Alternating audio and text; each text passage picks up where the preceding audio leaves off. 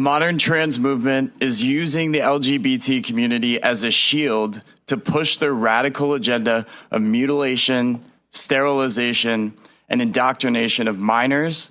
And as a gay man who represents the organization Gays Against Groomers, I'm here to make it loud and clear.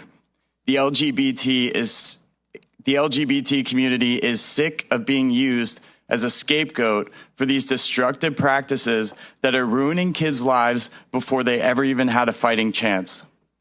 For years, the LGBT community has fought valiantly for tolerance and acceptance in American society, and in the year 2023, we have achieved that. Now, all our progress is being erased because our community has been hijacked by trans terrorists.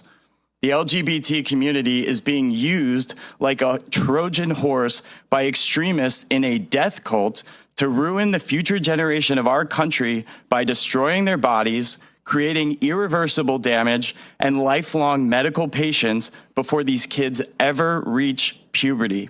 And make no mistake, the radical trans movement has become a death cult. Their most recent mantra is death before detransition. They're possessed by a sick obsession with bodily mutilation, self-harm, identity destruction, and pure hatred for anyone who dares to question this dangerous ideology.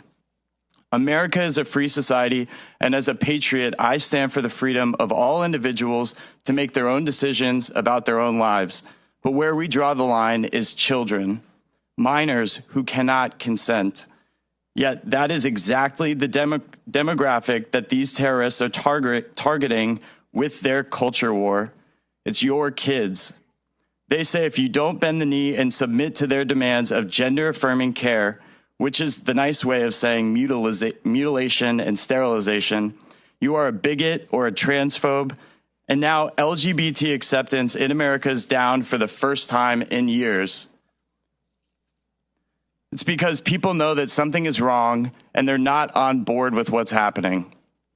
It only takes a caring parent with a little common sense and gut instincts to know that permanently mutilating their child's body is much worse than being labeled anti-LGBT.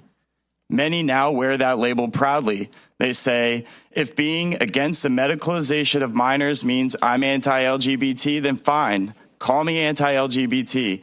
Because good parents care more about the lives and safety of their children than catering to these rainbow terrorists. I'm here to tell you now, standing up against these bullies and wanting to protect your children is not anti-LGBT.